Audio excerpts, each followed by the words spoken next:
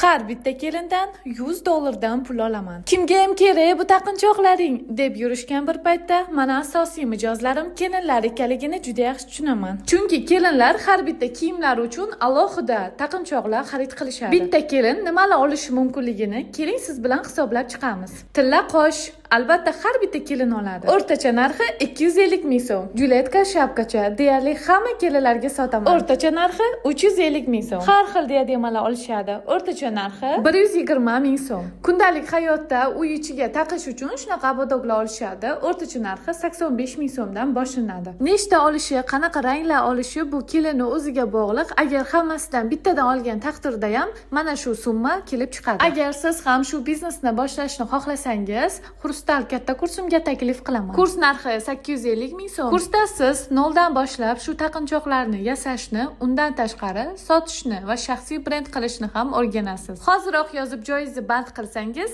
boshlang'ich ish qurollari sizga sovg'a qilib jo'natiladi. Bilimingizga tikkan bu to'lovni siz bitta kelinga nabor yasab chiqarasiz va qolgan to'lov hammasi sizning sof daromadingiz hisoblanadi va bir umr bu bilim sizda qoladi.